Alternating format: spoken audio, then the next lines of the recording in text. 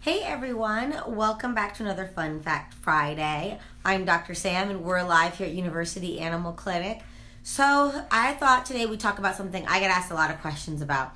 And it's a hard conversation because as a vet here, I am just here to inform you to the best of my knowledge and the best I can. But the diets that you guys choose to feed your pets are totally your decision. And I know that you're making them as best educated as you can and with the best knowledge. So I'm here to help. And one of the questions I get asked a lot is raw diets. What do we think? What do we do? Is this better for our pet? And that's a great question, right? We want to treat our pets like family. We want to feed them the best food possible. So one of the things about raw diets is it's been theorized, and this is where a lot of the thoughts about their benefits come from, is that we're looking at the wild living relatives of our pets, like wolves and things like that. And it's been cited that these are the rationale for raw feeding. But the problem is that differences in biology, the way we've changed our pets over the many, many years, as well as their lifestyle, prove some limitations for why this diet isn't as effective for these guys. And it's not exactly an even comparison, okay? So let's talk about the documented risks, because I think as a veterinarian, education is key, and I want to help you to make sure that you're making an educated decision for your pet. One of the most common things I see is malnutrition. Unfortunately, a lot of these diets have inexperienced formulations and they just lack feeding trials. It's hard to go out and feed a bunch of pets a raw diet like we do for some of our commercial pet foods. So even the commercially fresh frozen and things, those raw diets, even those are really hard to feed a feeding trial. And without that, we just don't know the benefits and risks when we're talking about these foods. The other, and of course, the most common and biggest one is bacterial and parasitic contamination.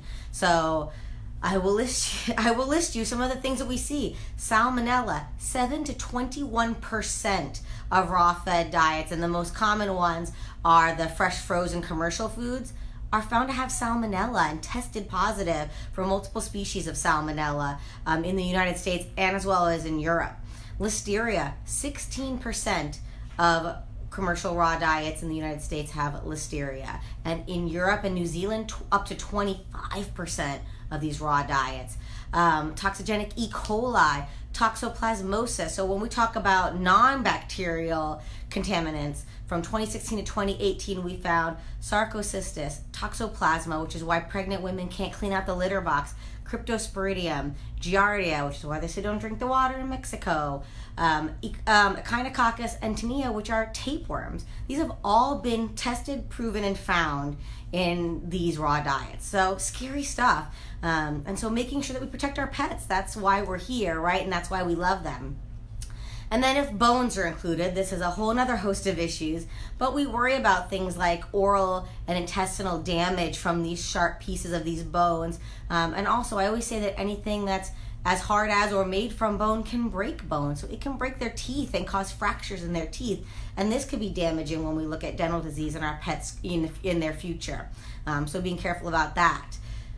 The other biggest thing is to you. What's our safety concerns to you? So proper hygiene, making sure that we wash our hands really well on these raw diet pets. No mouth kisses. Sorry, because they can give you those tapeworms, toxoplasmosis, salmonella. You can get all of those things, listeria. So being really careful, disposing of their stool properly, because you could be spreading these bacteria and diseases out in the environment. So these stool has to be disposed of in a proper fashion.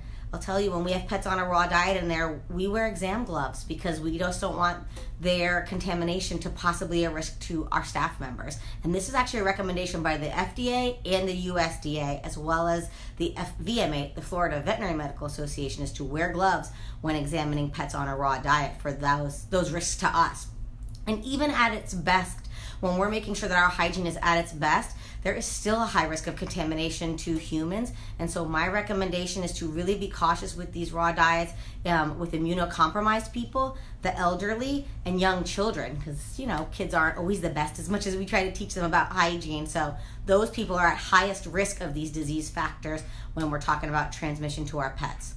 So let's talk about the benefits. The as of right now, on a reproducible study, the only benefits that we've seen is by increasing some of these bacterial colonies and contents in our stool. We do see some more digestibility from some of these diets versus the commercially produced diets and the heat fixed diets.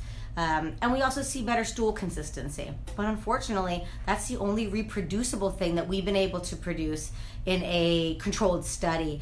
Everything else has been just seen to be a mixture of anecdotal and opinion. And this statement of all the other health claims being anecdotal or opinion comes right out of an article from the Journal of Small Animal Practice out of European Animal Medicine, Small Animal Medicine. So these are coming from some pretty good sources.